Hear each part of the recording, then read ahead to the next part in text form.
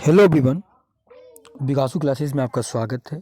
आज की क्लास में हम पढ़ेंगे कोहल वर्ग मोरल डेवलपमेंट। जब हम मोरल डेवलपमेंट की बात करते हैं तो हम पियाजे को भी देखेंगे। सबसे मोरल डेवलपमेंट सबसे पहले पियाजे ने मोरल डेवलपमेंट की बात कही और उसके अंतर्गत उन्होंने मोरल डेवलपमेंट पर दो बातें की। एक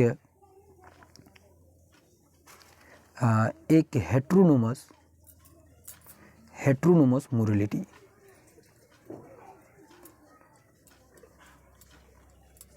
मोरलिटी और दूसरा ऑटोनोमस मोरलिटी।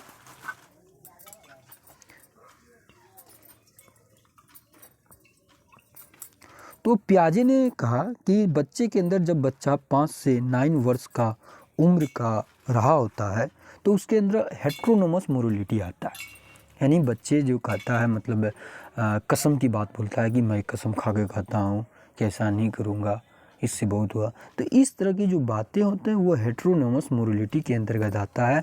इसके बाद जो ऑटोनोमस मोरलिटी है पियाजे के अनुसार वह 9 से 11 वर्ष मतलब उससे ज़्यादा उम्र के 9 से 11 हो सकता है, 12 हो सकता है। तो इसके अंतर्गत जब बच्चा रहा होता है इस वर्ष में तो उसके अंदर ऑटोनोमस मोरलिटी आता है। मतलब बच्चे अपने आप सोचते हैं, मूर्त अमूर्त रूप में भी सोचते हैं। तो आइए आज की क्लास को हम देखते हैं, बढ़ते हैं। क्या है कोहल वर्ग मोरल डेवलपमेंट। आज के क्लास में हम पढ़ेंगे कोहल वर्ग का नैतिक विकास सिद्धांत। जब हम कोहल वर्ग के नैतिक विकास सिद्धांत की बात बोलते हैं तो यहाँ पर आता है, सबसे पहले हम कोहल वर्ग को जान लेते हैं कि कोहल वर्ग कौन थे। यह एक अमेरिकन साइकोलॉजिस्ट थे। क्या थे? यह एक अमेरिकन साइकोलॉजिस्ट थे। इन्होंने नैतिक विकास का सिद्धांत दिया। कब दिया? 1969 में। और इन्होंने जो प्रयोग किया 10 से 16 वर्ष के बच्चों पर इन्होंने प्रयोग किया और इसके बाद इन्होंने हिंज दुविधा के बारे में भी बताया। फिर इन्होंने जब हिंज दुविधा का जो फीडबैक लिया उन्होंने 3 स्तर और 6 चरण की बातें बोला। विकास एक सतत प्रक्रिया है इसके अनुसार। आइए आगे देखते हैं हिंज दुविधा। हिंज दुविधा क्या था? Henge dilemma. आइए इसको समझते हैं हेंज डिलेमा को। हेंज डिलेमा क्या था कि यहाँ पर देख रहे हैं आप ये फिगर, यहाँ पर हेंज की पत्नी क्या थी? बीमार थी। क्या थी? हेंज की जो पत्नी थी वह बीमार थी और हेंज जो है ना, हेंज किसी डॉक्टर के पास जाता है और डॉक्टर उसको बोलता है कि आपकी पत्नी को कोई कैंसर है, आपको जो है ना किसी केमिस्ट के पास जाकर यह दवा लानी होगी। तो और वो केमिस्ट का दुकान एक ही था, मात्र एक ही था, पहले के ज़माने थे और एक ही केमिस्ट का दुकान था। वो केमिस्ट की दुकान पर जाता है और दवा मांगता है। तो केमिस्ट उसे दवा निकाल के देता है, लेकिन वह दवा का दाम ज़्यादा होता है, मतलब उसकी जो कीमत होती है, प्राइस होती है, वो अधिक होता है और उतना रुपया जो है ना हिंज के पास नहीं रहता है। अब तो क्या हुआ कि अब हिंज को दवा भी लेनी है लेकिन उसके पास रुपया भी उतना नहीं है। तो अब हिंज जो है ना दुविधा में पड़ जाता है। क्या होता है? उसके अंदर दुविधा आ जाता है कि हम कौन से सिचुएशन को चूज करें। अब उसको तो दवा भी लेना है लेकिन वह चोरी करके लेता। अब उसके पास इस तरह की दुविधा आता है कि यदि हम चोरी करके दवा ले लेते हैं तो हमारी पत्नी की जान बच जाएगी। तो इन कहानी को अलग अलग एज वाले ग्रुपों में सुनाया गया। तो इन कहानी को जब अलग अलग एज वाले ग्रुपों में सुनाया गया तो उनमें जो है ना उसका जो फीडबैक आया कि यदि आप हिंज की जगह होते तो आप क्या करते, कि चोरी करते कि अपनी पत्नी को बचाते। तो अलग अलग जब ग्रुपों में सुनाया गया तो उनके अंतर्गत नैतिक स्तर को देखा गया कि बच्चे क्या सोचते हैं। मतलब विभिन्न एज वाले ग्रुप बच्चे जो है ना इस कहानी को लेकर उनका क्या फीडबैक है। जब उन्होंने फीडबैक को जब कलेक्ट किया तो उसके आधार पर इसी के आधार पर उन्होंने हिंज मोरल डेवलपमेंट को 3 स्तर, क्या था? 3 स्तर और 6 चरणों में डिवाइड किया। तो मोरल डेवलपमेंट को कितना 3 स्तर और 6 चरणों में डिवाइड किया, 3 level and 6 stage.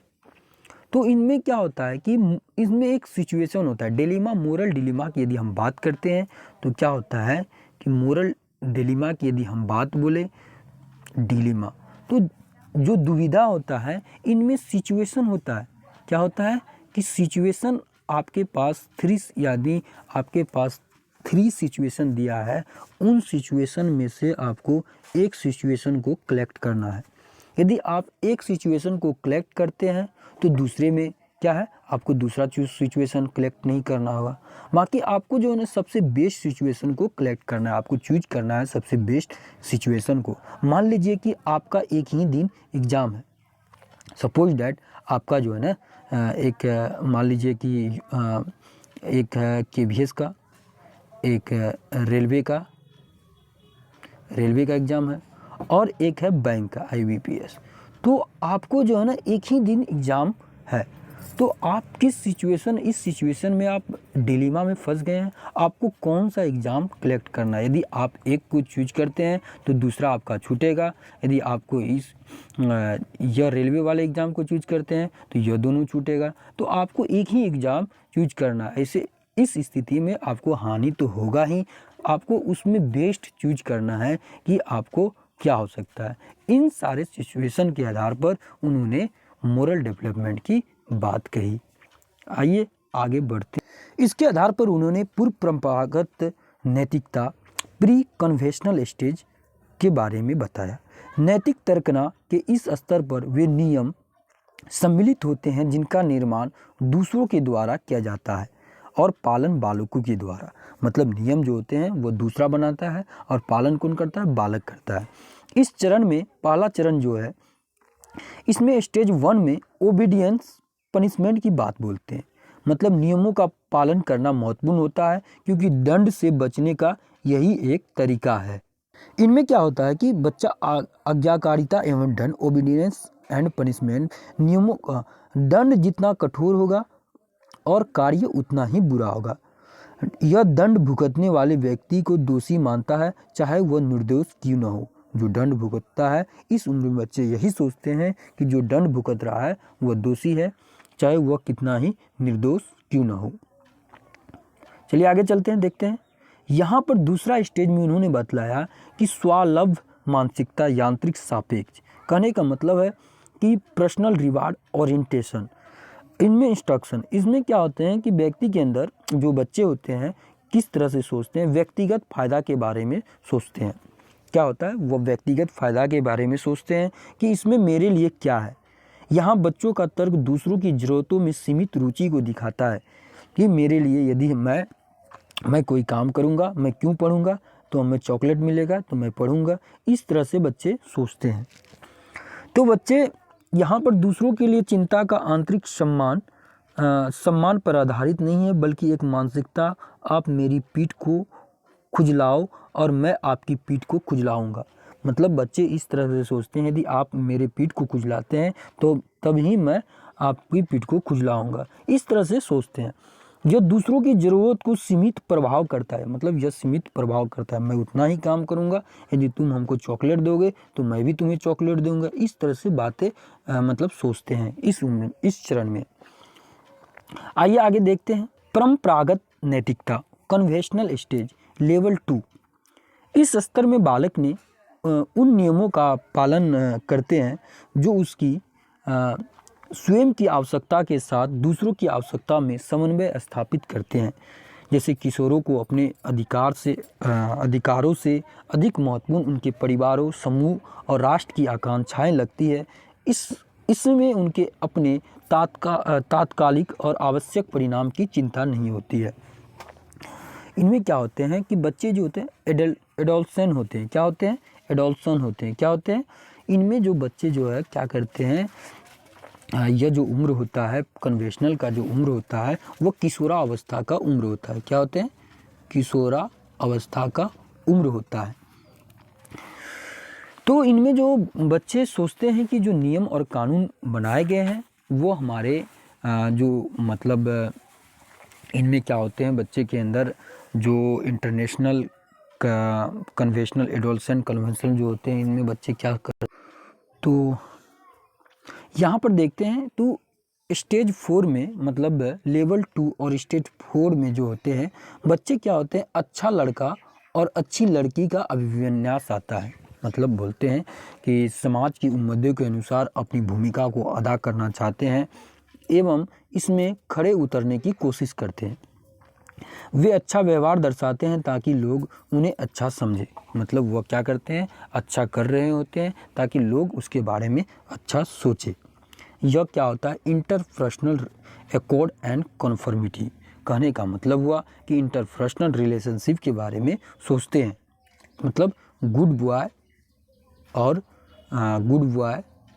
Good girl वाली स्टेज है। क्या है, good girl stage, good boy और गुड गर्ल वाला ये स्टेज है। इसी में आता है, आगे की ओर देखते हैं, इनमें आता है स्टेज 4 जो कन्वेंशनल स्टेज है लेवल 2 में। इनमें आता है स्टेज 4, इनके बारे में बात करते हैं। इनमें क्या होता है कि सत्ता एवं सामाजिक व्यवस्था का अनुपालन करते हैं। Authority and social order maintain, मतलब सोशल सिस्टम, मतलब लॉ और यहाँ पे बच्चे क्या आते हैं, सत्ता एवं सामाजिक व्यवस्था। यहाँ बच्चे नियमों को मानते हैं क्योंकि समाज की व्यवस्था बनाए रखने के लिए आवश्यक है। बच्चे क्या करते हैं, किसी नियम या लॉ या ऑर्डर को मानते हैं क्योंकि समाज की जो व्यवस्था है उसको बनाने में नियम की अहम भूमिका होती है। नियमों को सभी के लिए समान माना जाता है और जो नियम होते हैं वो सभी के लिए समान माने जाते हैं। यदि कोई व्यक्ति किसी कानून का उल्लंघन करता है तो शायद हर कोई करेगा, इसलिए कानून और नियमों का पालन करना एक कर्तव्य बन जाता है। निष्कर्ष निकलते हैं कि समय समाज व्यवस्था पर ध्यान रखते हैं। तो इसमें क्या होते हैं, बच्चे इसलिए नियम को मानते हैं क्योंकि वह समाज द्वारा स्वीकार होते हैं और समाज की व्यवस्थाओं को बनाने में इसका महत्वपूर्ण योगदान होता है। तीसरे लेवल पर चलते हैं। लेवल, इन्होंने पोस्ट कन्वेंशनल की बात कही है। इनमें स्तर 3, उत्तर परंपरागत नैतिकता, पोस्ट कन्वेंशनल स्टेज। आइए इसके बारे में देखते हैं। एक व्यक्ति की नैतिकता की भावना को अधिक अमूर्त सिद्धांत और मूल्यों के संदर्भ में परिभाषित किया गया है। इस व्यवस्था में लोग मानते हैं कि जो कानून है और उन्हें बदला नहीं जाना चाहिए। नैतिक सिद्धांत स्वचनित होते हैं जो कि न्याय, समानता, मानवीय अधिकारों के मूल आदि के ठोस संप्रत्ययों पर आधारित होते हैं। जो कानून इन सिद्धांतों का उल्लंघन करते हैं उनको छोड़ा जा सकता है क्योंकि न्याय कानून से ऊपर है। इनमें क्या करते हैं, आइए इसके लेवल में देखते हैं आगे की ओर। यह स्टेज 5 में होता है सामाजिक संविदा, सोशल कॉन्ट्रैक्ट ओरिएंटेशन। कहने का मतलब वह इस स्टेज में जो होते हैं, एक व्यक्ति दूसरे लोगों के विभिन्न मतों, मूल्यों, विश्वासों, अस्तित्व को समझने लगता है तथा निष्कर्ष पर पहुंचने से पहले इन विभिन्न विचारों का भी ख्याल रखता है। कानून को कठोर घोषणा के बजाय सामाजिक अनुबंध माना जाता है, इस बात पर बल देते हैं। इसमें कहता है कि यदि रूल बुरा है तो उसको क्या होता है, उसको बदला भी जा सकता है। क्या होता है, जो रूल है यदि वह खराब है तो उसको बदला भी जा सकता है। मतलब कानून से बढ़कर न्याय होता है।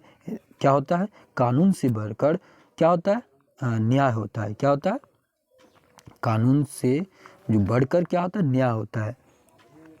यदि कोई व्यक्ति है, यदि वह मतलब गलती नहीं किया है तो उसे क्या होगा, न्याय मिलना ही चाहिए। तो इस तरह से बच्चे सोशल कॉन्ट्रैक्ट ओरिएंटेशन में सोचते हैं। आइए आगे देखते हैं।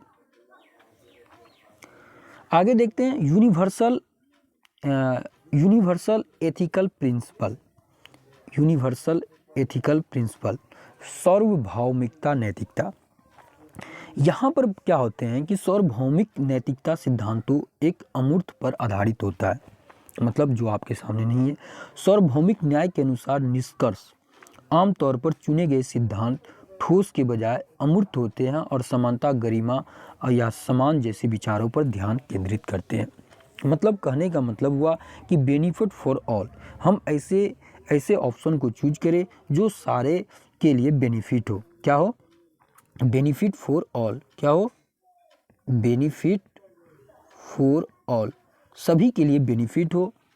एब्स्ट्रैक्ट थिंकिंग की बात है, मतलब इसमें हम अमूर्त रूप से भी सोच सकते हैं। इसमें क्या होता है कि लाइफ के साथ हम रिस्क भी ले सकते हैं। क्या कर सकते हैं? लाइफ के साथ रिस्क भी ले सकते हैं।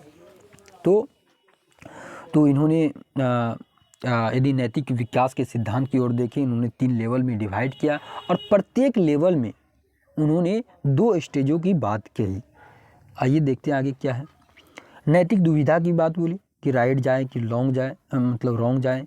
तो तो पहले ही हम चर्चा कर दिए थे।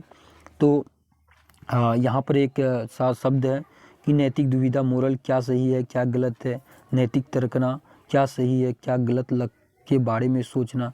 तो नैतिक तर्कना की मोरल रीजनिंग की बात बोले कि हम कौन से ऑप्शन को मतलब चूज कर रहे हैं, तो इस तरह का जो थिंकिंग होता है वो नैतिक तर्कना के अंतर्गत आता है। तो आने वाली क्लास में हम पियाजे, वाइगोस्की, कोहलबर्ग से जितने भी क्वेश्चन बन सकते हैं उन पर चर्चा करेंगे।